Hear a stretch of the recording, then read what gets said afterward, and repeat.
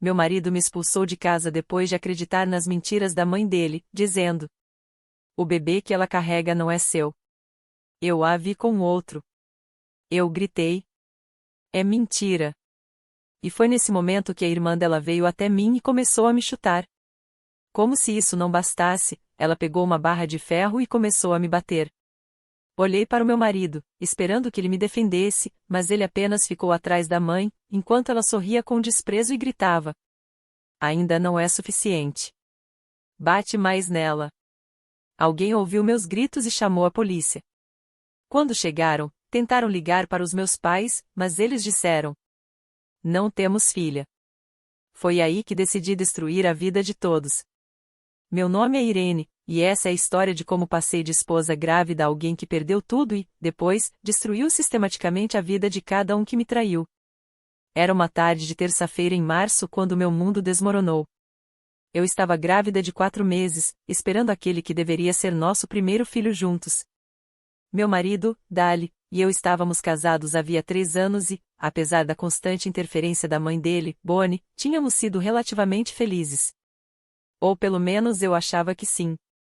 Eu voltava do meu pré-natal, animada para mostrar a Dali as novas fotos do ultrassom. O bebê estava saudável, crescendo perfeitamente, e eu mal podia esperar para ver o rosto dele se iluminar quando visse as imagens.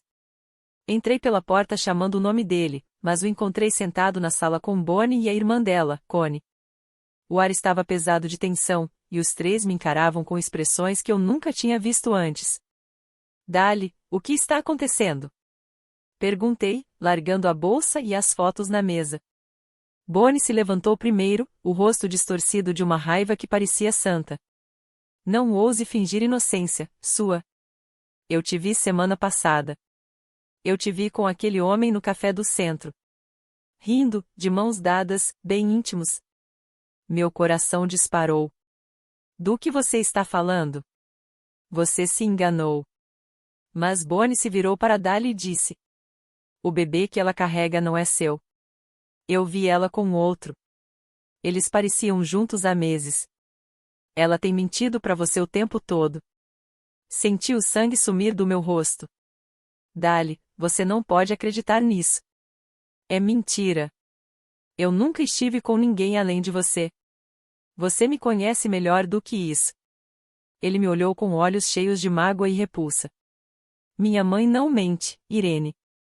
Ela não tem motivo para inventar isso. Mas ela tem motivo, sim. Insisti, dando um passo em sua direção. Ela me odeia desde o primeiro dia. Nunca quis que a gente ficasse junto. Foi nesse instante que Connie avançou contra mim. Sem aviso, começou a me chutar na barriga e nas pernas. Me encolhi, tentando proteger meu bebê, implorando para que parasse. Connie, não. Supliquei, mas ela não me ouviu. Como se não fosse o bastante, pegou a barra de ferro que Dali havia deixado perto da porta por causa de uma obra em casa e começou a me bater. O primeiro golpe atingiu minhas costas, e eu caí de joelhos, me encolhendo para proteger meu filho. Olhei para Dali, chorando, acreditando que ele iria me defender, mas ele apenas ficou atrás da mãe, que sorria satisfeita. As palavras dele me assombram até hoje. Ainda não é suficiente. Bate mais nela. Connie levantou a barra de novo, e eu realmente achei que eles iam me matar. Eu sangrava, minha visão começava a embaçar, e tudo em que eu pensava era no meu bebê. Foi quando ouvi uma voz do lado de fora. Ei, que diabos está acontecendo aí? Vou chamar a polícia. Era nossa vizinha, Dona Henderson, uma senhora idosa que deve ter ouvido meus gritos. Em poucos minutos, as sirenes ecoavam pela rua. Quando os paramédicos e a polícia entraram, eu mal estava consciente.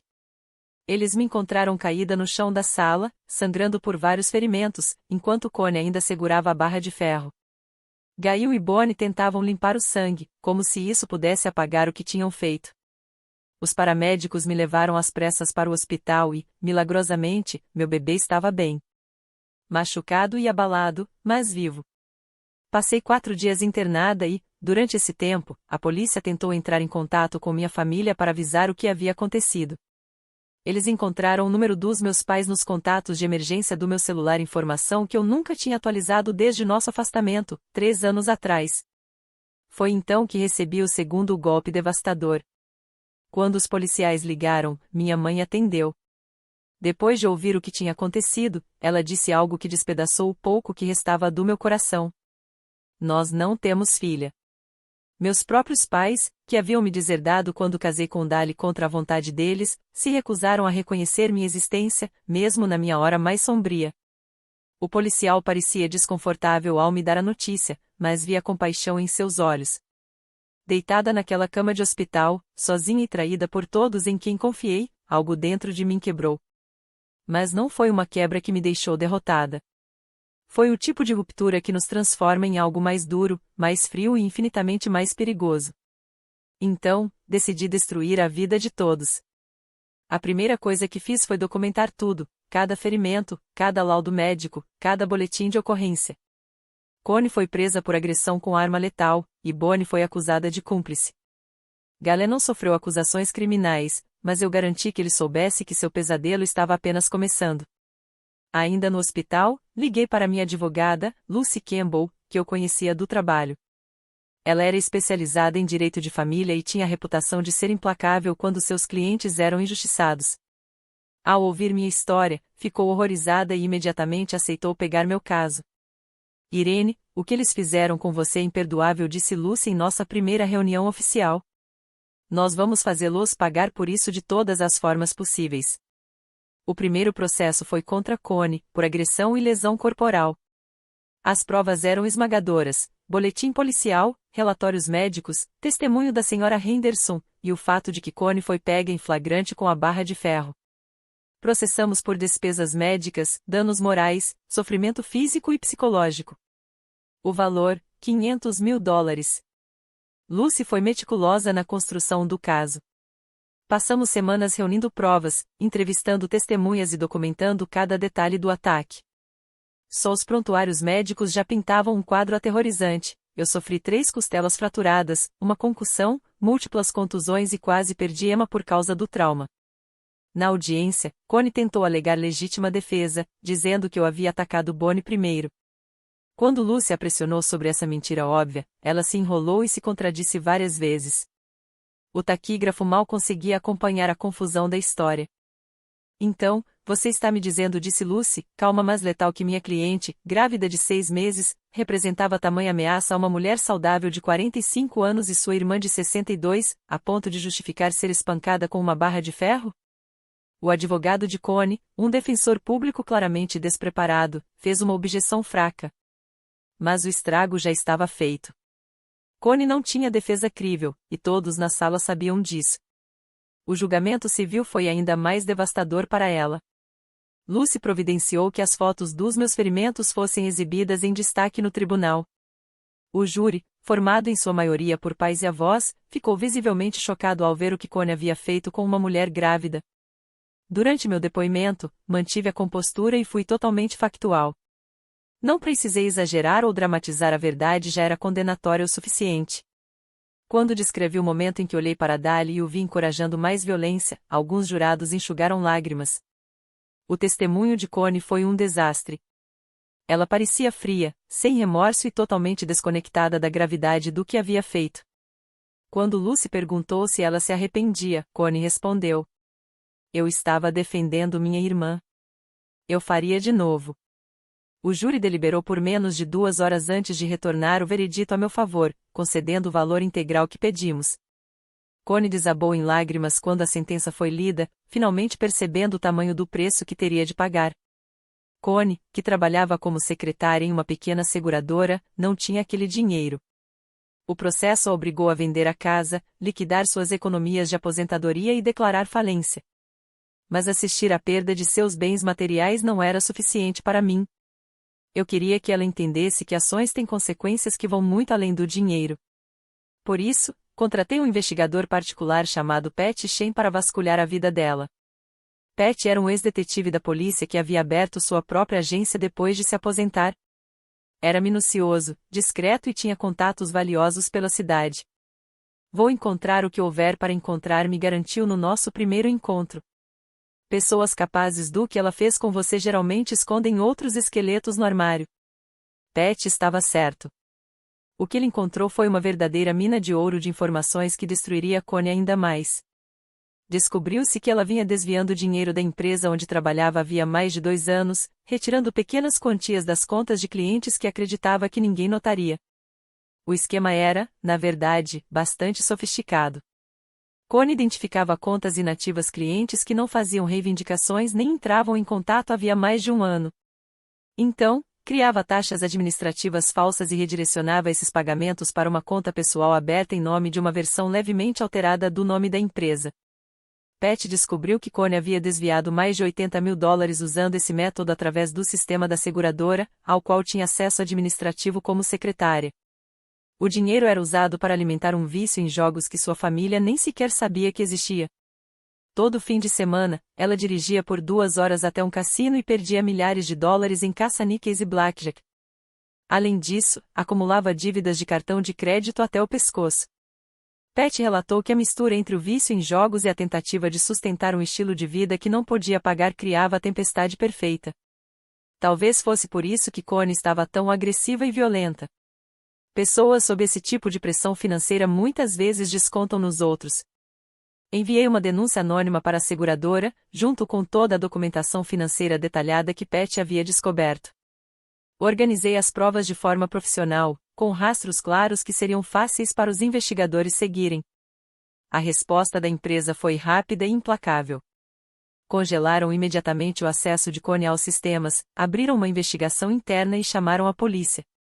Connie foi presa em sua própria mesa de trabalho, numa quinta-feira de manhã, algemada diante de todos os colegas. O jornal local noticiou o caso com a manchete: secretária presa por desfalque. A reportagem também mencionava que ela enfrentava um processo civil por agressão, conectando seu comportamento criminoso à violência contra mim. Ela foi demitida na hora, acusada formalmente de desfalque e condenada a 3 anos de prisão. Sua carreira acabou, sua reputação foi destruída e ela perdeu tudo o que havia construído. Mas eu ainda não tinha terminado com ela. Enquanto Connie aguardava a sentença final, descobri que ela tinha 2 filhos adultos, Steven e Michelle, que moravam em outros estados. Ambos haviam se afastado da mãe ao longo dos anos por causa do comportamento instável e das constantes confusões, mas ainda mantinham um contato mínimo. Entrei em contato com eles pelas redes sociais não para machucá-los, mas para garantir que soubessem toda a verdade sobre o que a mãe havia feito. Enviei cópias dos registros do tribunal, fotos dos meus ferimentos e relatórios médicos detalhando como as ações dela quase mataram a mim e ao meu bebê. Steven, o mais velho, ficou horrorizado. Respondeu imediatamente, pedindo desculpas e explicando que havia cortado relações com a mãe anos atrás por causa de sua violência e incapacidade de assumir responsabilidade pelos próprios atos. Sinto muito que isso tenha acontecido com você, escreveu ele. Eu temia há anos que ela acabasse machucando alguém de verdade.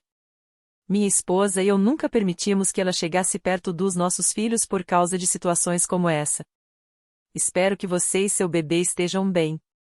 A resposta de Michelle foi diferente, mas igualmente reveladora.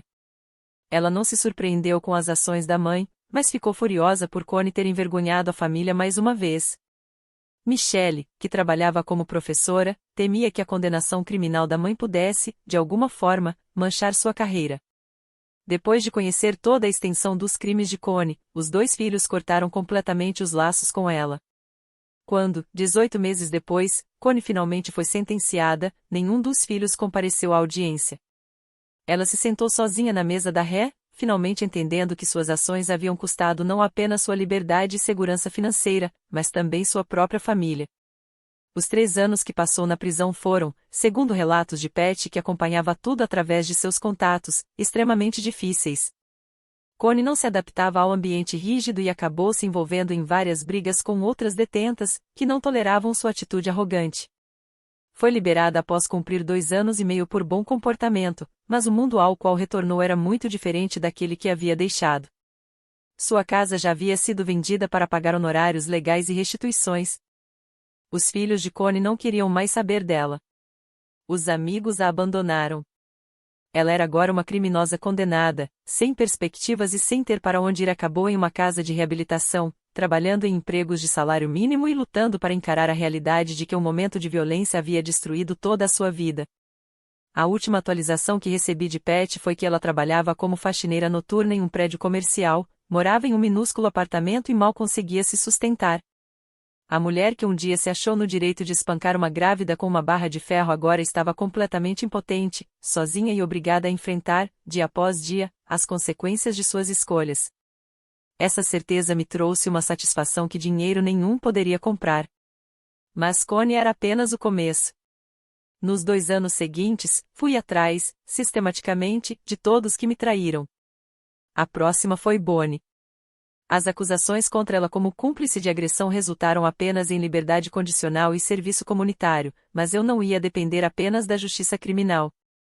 Entrei com um processo por difamação, dano emocional intencional e conspiração para cometer agressão. Durante a fase de investigação, minha advogada intimou os registros telefônicos, redes sociais e extratos bancários de Bonnie. O que encontramos foi prova de que Bonnie vinha planejando o ataque há meses. Ela me seguia, tirava fotos e até havia contratado alguém para criar imagens falsas minhas com outro homem. O homem com quem eu supostamente tinha um caso era, na verdade, Marcos, sobrinho de Bonnie, que ela pagou para posar em fotos manipuladas digitalmente para parecer que estávamos juntos. Marcos, tomado pela culpa, acabou confessando a verdade e nos entregou mensagens de texto em que Bonnie detalhava seu plano de destruir meu casamento. Com essas provas, conseguimos demonstrar que Bonnie havia orquestrado uma campanha deliberada para arruinar minha vida. O júri me concedeu $750 mil em indenização, um valor que a obrigou a vender a casa e se mudar para a casa de parentes. Mas eu ainda não havia terminado. Bonnie trabalhava como supervisora em um órgão público local, um cargo que mantinha há 15 anos e do qual se orgulhava. Usando as evidências do processo, apresentei uma denúncia formal à repartição sobre sua conduta e caráter moral. O escritório, não querendo estar associado a alguém que tinha arquitetado um ataque tão cruel, a demitiu. Aos 62 anos, Bonnie se viu desempregada, falida e sem chances de recolocação. Ninguém queria contratar alguém com seu histórico criminal e má fama pública. Foi obrigada a se mudar para a casa de parentes distantes em outro estado, completamente dependente dos outros pela primeira vez na vida. E então restava dar-lhe o homem que havia prometido me amar e proteger, mas que, na hora em que mais precisei, ficou ao lado da mãe e encorajou a própria família a espancar sua esposa grávida. A traição dele foi a que mais doeu, porque nele eu confiava completamente. Tínhamos sonhos em comum, planos para o futuro, e eu acreditava que ele sempre estaria ao meu lado. Descobrir que ele era capaz de tamanha crueldade exigia um tipo especial de vingança. O divórcio foi brutal, e eu fiz questão de que fosse público e o mais humilhante possível. Com a ajuda de Lucy, provei que Dahlia havia abandonado sua responsabilidade de me proteger a mim e a nossa filha e ainda participará ativamente do ataque ao me incentivar. 5 meses depois, quando Emma nasceu, providenciei imediatamente um teste de DNA. Dahlia resistiu no início, provavelmente tentando manter alguma dúvida sobre a paternidade, mas Lucy deixou claro que sua cooperação contaria a seu favor durante o processo. O resultado foi inequívoco, 99,99% de probabilidade de Dahlia ser o pai. Quando o laudo foi lido em voz alta no tribunal, Dahlia afundou visivelmente em sua cadeira. A própria mãe dele o havia convencido a abandonar a esposa grávida com base em mentiras completas e agora todos naquele tribunal sabiam disso. Meritíssimo, disse Lucy ao juiz durante uma das audiências. Temos aqui um homem que não apenas acreditou em acusações absurdas contra sua esposa sem qualquer investigação, mas que também incentivou ativamente a violência contra ela e contra o filho que ela carregava. As provas de DNA demonstram que o Sr. Watson abandonou sua família com base em acusações fabricadas. O advogado de Dahlia, Roy Morrison, um divorciado cafajeste conhecido por aceitar causas perdidas, tentou alegar que Dahlia havia sido manipulado pela mãe e que era tão vítima quanto eu. Essa estratégia desmoronou espetacularmente quando Lucy apresentou gravações das nossas sessões de terapia de casal, feitas meses antes do ataque. Eu as havia registrado legalmente com a permissão da terapeuta. Nas gravações, Dahlia admitia ressentimento pela interferência da mãe em nosso casamento, mas confessava ser fraco demais para se impor. A conselheira havia alertado Dahlia de forma explícita: a falta de limites com a mãe estava prejudicando gravemente o casamento e poderia gerar sérios problemas.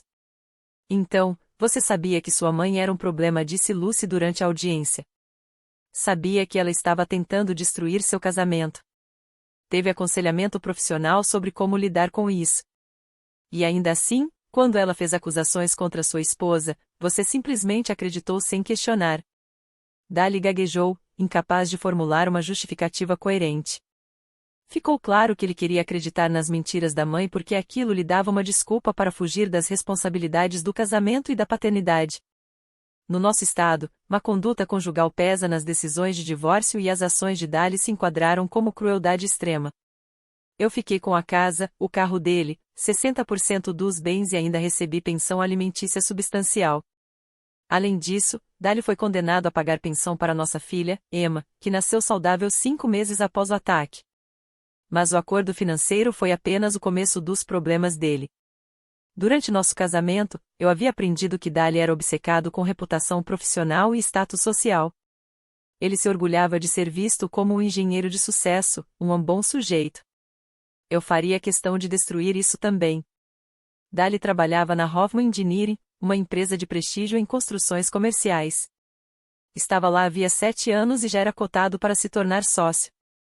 Os colegas o respeitavam, e seu chefe frequentemente elogiava sua competência e profissionalismo. Eu garanti que essa imagem mudasse. Primeiro, procurei Amanda Foster, jornalista investigativa de um grande jornal da cidade, conhecida por cobrir questões sociais e casos de violência doméstica. Tenho uma história que pode te interessar, disse ela ao telefone. É sobre um engenheiro local que incentivou a própria família a agredir sua esposa grávida, e sobre como o sistema falhou em proteger uma vítima de violência doméstica. Amanda se interessou na hora. Casos assim, especialmente envolvendo homens aparentemente respeitáveis, eram exatamente sua especialidade. Nos encontramos para um café, e eu entreguei cópias de boletins de ocorrência, documentos judiciais, laudos médicos e fotos das minhas lesões. Isso é horrível, disse Amanda, folheando os papéis. Você está me dizendo que ele realmente mandou baterem mais em você? Foi exatamente o que aconteceu, confirmei. E tem mais. A mãe dele inventou provas falsas de uma traição, contratou alguém para criar fotos manipuladas e orquestrou todo o ataque para destruir meu casamento. Dali nunca questionou nada. Amanda passou 2 semanas investigando, entrevistou testemunhas, revisou documentos do tribunal e tentou ouvir Dali, e a família dele todos se recusaram a comentar, o que só os fez parecer mais culpados. O artigo saiu em um domingo de manhã com a manchete: engenheiro local incentivou família a espancar esposa grávida. A matéria ganhou destaque no site do jornal e incluía fotos, uma oficial de Dali retirada do site da Hoffman Engineering, a fachada do prédio da empresa e imagens recortadas das minhas lesões. Em poucas horas, a reportagem viralizou nas redes sociais locais. Colegas, amigos e contatos profissionais de Dali compartilharam e comentaram a matéria, chocados com a revelação de que alguém tido como respeitável era capaz de tamanha crueldade. Seus empregadores ficaram furiosos quando o noticiário local repercutiu a história. A Hoffman Engineering se orgulhava de sua imagem de empresa familiar e de valores sólidos. Ter um de seus engenheiros associado publicamente à violência doméstica foi um pesadelo para a equipe de relações públicas da Hoffman Engineering. A resposta da empresa foi imediata. Na segunda-feira de manhã, Dali foi chamado para uma reunião com o RH e colocado em licença administrativa, sob investigação interna. Eles alegaram que era procedimento padrão para qualquer funcionário enfrentando problemas legais sérios, mas todos sabiam o que aquilo realmente significava. Durante a investigação, garanti que informações ainda mais comprometedoras chegassem até os empregadores de Dali. Através de Pat Shane, meu investigador particular, descobri que ele vinha utilizando recursos da empresa para projetos pessoais, incluindo a impressora 3D e o software CAD da Hoffman para produzir itens que vendia online. Não era exatamente legal, mas violava diretamente a política interna e ofereceu à empresa mais um motivo para demiti-lo. Combinando o vazamento estratégico de documentos judiciais e denúncias sobre as violações de política da empresa, a investigação concluiu com a demissão de Dali por conduta incompatível com a de um profissional. A carta de desligamento, que consegui através de um contato interno, citava tanto o incidente de violência doméstica quanto o mau uso dos recursos da empresa. Também ressaltava que a permanência dele seria incompatível com os valores da Hoffman e com seu compromisso com a segurança das famílias. Dali tentou contestar a demissão, contratando um advogado trabalhista e alegando discriminação. Mas as provas eram avassaladoras, e seu próprio advogado acabou recomendando que aceitasse um pequeno pacote de rescisão em troca de não mover mais ações. Na comunidade de engenharia da região, o nome de Dali passou a ser sinônimo de desconfiança. Não chegou a ser oficialmente colocado em uma lista negra, mas a notícia correu pelas redes profissionais, e muitas empresas hesitaram em contratar alguém com aquele histórico. Suas opções de trabalho ficaram extremamente limitadas até que acabou aceitando um emprego como operário de manutenção em uma fábrica, ganhando uma fração do que recebia antes. Mas a destruição da carreira dele era apenas parte do meu plano. Dali sempre se preocupou profundamente com a forma como os outros o viam. Então eu garanti que seu círculo social soubesse exatamente quem ele realmente era. Preparei uma postagem detalhada nas redes sociais com fotos das minhas lesões, registros hospitalares e documentos judiciais explicando o que havia acontecido. A publicação viralizou na nossa comunidade local e transformou Dali em um pária social. Antes, ele era popular, organizava noites de pôquer, ligas de futebol americano de fantasia e saídas em grupo para eventos esportivos. Seus amigos o viam como confiável, divertido, alguém de caráter. Eles não faziam ideia do que ele era capaz quando estava sob pressão. Comecei a contatar cada um dos amigos próximos de Dali, um por um, começando com Jason, seu colega de faculdade e padrinho do nosso casamento. Falei com ele pelo Messenger do Facebook e contei o que tinha acontecido. Irene, não consigo acreditar nisso, ele respondeu. Tem certeza de que não há algum mal-entendido? Esse não é o Dali que eu conheço. Enviei a Jason cópias do boletim de ocorrência, fotos das minhas lesões e a gravação de áudio em que Dali mandava a Connie me bater mais. Também anexei os resultados do teste de DNA que provavam que Emma era, sem qualquer dúvida, filha de Dali, desmontando as mentiras criadas pela mãe dele. 3 horas depois, Jason respondeu. Não sei nem o que dizer. Estou enojado. Nunca imaginei que o Dali pudesse fazer algo assim. Sinto muito por tudo que você e Emma passaram.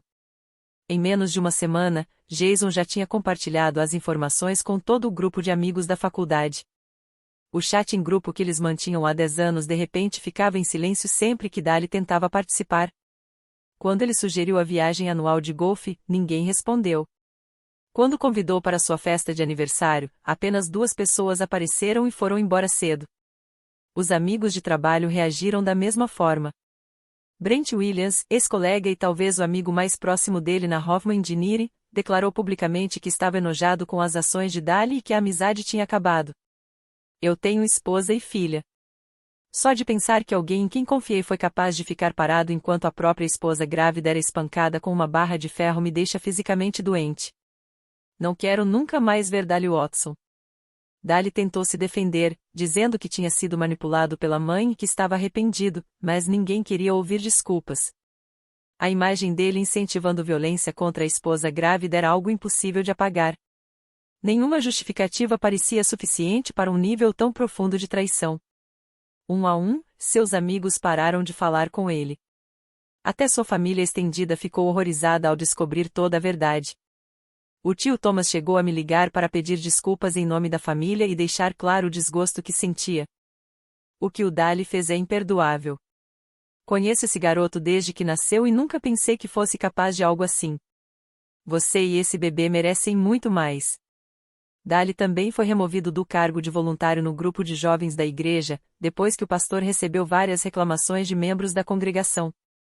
Na última reunião com ele, o reverendo Matthews foi claro. Nós acreditamos em redenção e perdão. Mas também temos a responsabilidade de proteger nossas famílias. Sua presença aqui deixa as pessoas desconfortáveis, especialmente mulheres e crianças. Na cidade, Dali não conseguia se esconder. Frequentemente era reconhecido por causa das matérias nos jornais e dos posts nas redes sociais. Não era todo mundo, mas o suficiente para incomodar. Garçonetes em restaurantes o olhavam de cara fechada. Caixas de mercado cochichavam entre si ao vê-lo. Pais chamavam os filhos de volta quando ele passava pelo parquinho. O isolamento se tornou completo e devastador. Dali tinha construído sua identidade em cima de ser querido e respeitado. Eu tinha destruído isso peça por peça. Ele tentou reconstruir a vida social entrando em novos grupos e atividades, mas a notícia sempre chegava antes. Quando tentou entrar em uma liga recreativa de softball, vários jogadores ameaçaram sair se ele fosse aceito. Quando tentou ser voluntário em uma instituição de caridade local, outros voluntários reclamaram de sua presença. Não havia como escapar das consequências.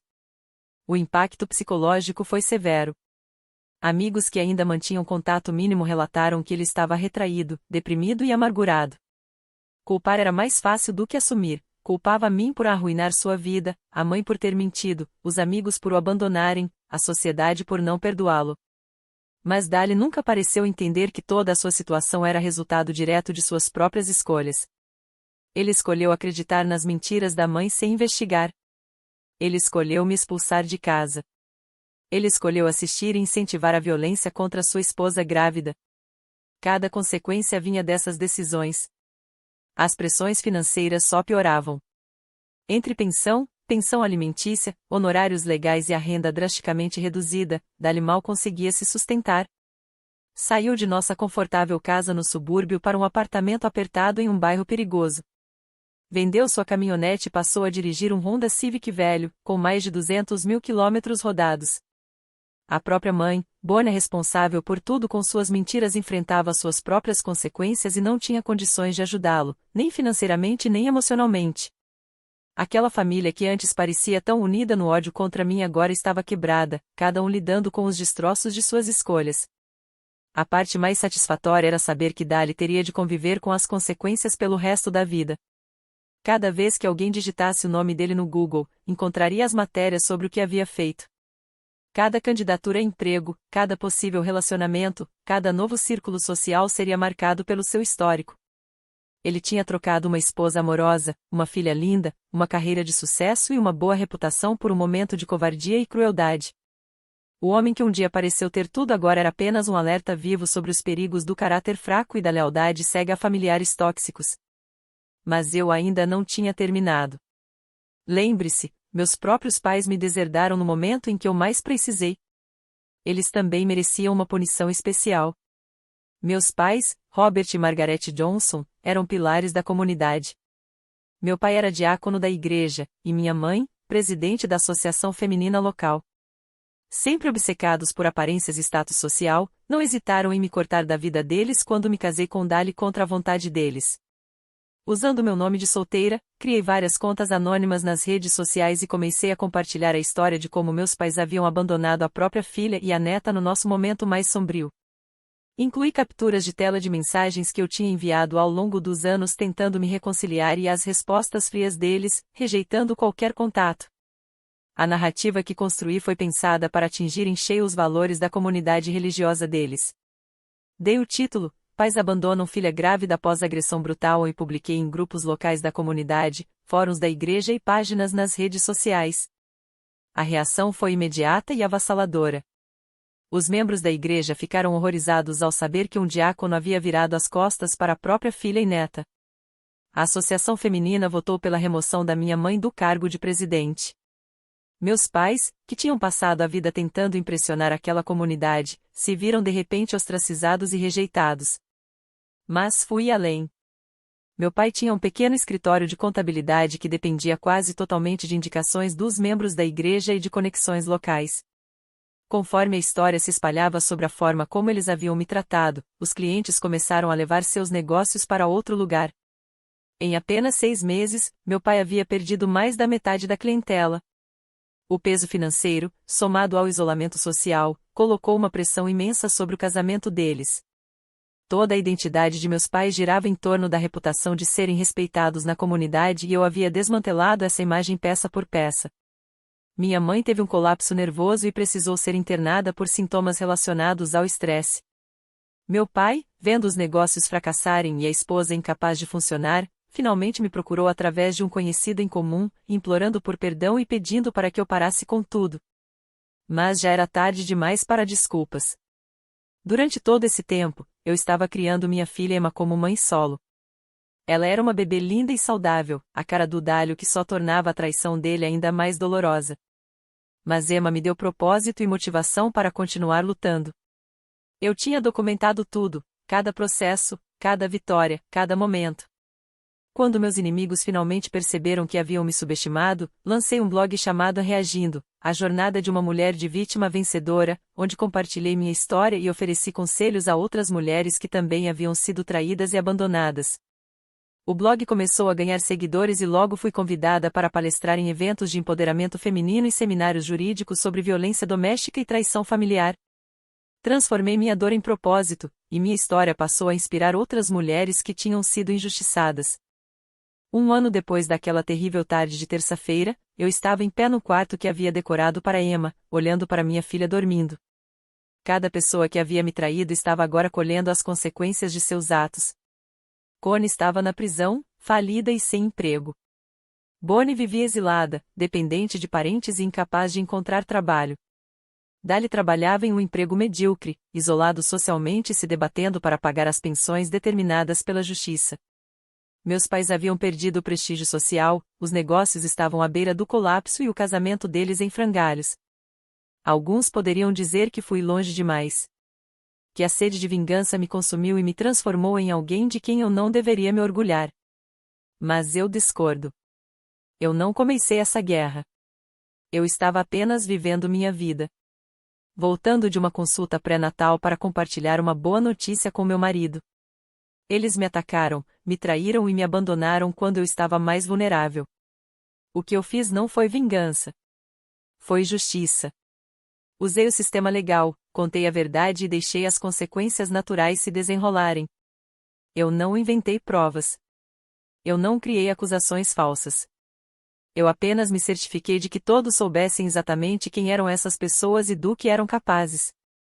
O momento mais satisfatório veio 8 meses após o nascimento de Emma. Eu estava no supermercado com ela quando encontrei Dali. Ele parecia terrível, mais magro, mais velho, derrotado. Aproximou-se hesitante, e eu pude ver que queria dizer algo sobre Emma. Ela é linda, disse baixinho, olhando para a filha com arrependimento evidente. Sim, ela é, respondi friamente. E ela é minha. Você fez sua escolha naquele dia. Irene, eu não. Eu o interrompi. Você não tem o direito de se arrepender agora. Não pode olhar para o que perdeu e desejar voltar atrás. Você me mostrou quem realmente é, e eu acreditei em você. Ele ficou ali por um momento, parecendo que ia chorar, antes de se afastar sem dizer mais nada. Essa foi a última vez que o vi fora das audiências de modificações de pensão alimentícia. 2 anos depois, eu prosperava. Havia construído um negócio de consultoria bem-sucedido, ajudando outras mulheres a enfrentar batalhas legais contra familiares abusivos e ex-parceiros. Emma era uma criança feliz e saudável, que jamais conheceria as pessoas que tentaram destruí-la antes mesmo de nascer. Comprei uma casa linda em um bairro melhor, longe de todos que me traíram. Estava financeiramente segura, emocionalmente curada e cercada por novos amigos que valorizavam lealdade e honestidade. Às vezes, as pessoas me perguntam se eu sinto culpa pelo que fiz à minha família e à família de Dali. A resposta é não. Eles tomaram decisões que revelaram seu verdadeiro caráter, e eu apenas garanti que essas escolhas fossem amplamente conhecidas e julgadas adequadamente. Connie escolheu agredir uma mulher grávida com uma arma letal. Bonnie escolheu orquestrar uma campanha de mentiras e violência contra a esposa do filho. Dali escolheu ficar de braços cruzados e incentivar a violência contra sua esposa grávida. Meus pais escolheram abandonar sua filha e neta no nosso momento mais sombrio. Eu não escolhi nada disso para eles. Eles escolheram por si mesmos. Eu apenas garanti que vivessem com as consequências. O único arrependimento que tenho é ter desperdiçado 3 anos da minha vida confiando em pessoas que não mereciam. Mas até isso foi um aprendizado valioso sobre como reconhecer o verdadeiro caráter versus as máscaras que as pessoas usam. Emma vai crescer sabendo que a mãe dela não aceita traição, luta quando é injustiçada e nunca desiste. Ela saberá que família nem sempre é sangue, e que às vezes as pessoas que mais machucam são justamente aquelas que deveriam amar você. Mais importante ainda, ela aprenderá que ser vítima é temporário, mas ser sobrevivente é uma escolha. E eu escolhi ser mais do que uma sobrevivente. Escolhi ser alguém que luta e vence. Olhando para trás, para aquele terrível dia em que meu mundo desabou, posso dizer honestamente que foi a melhor coisa que me aconteceu. Não por causa da dor e da traição, mas porque revelou as cores reais de cada um e me deu motivação para construir uma vida melhor para mim e minha filha. Eu destruía as vidas deles da mesma forma que eles tentaram destruir a minha. Sistematicamente, metodicamente e completamente. A única diferença é que eles mereciam. E não me arrependo.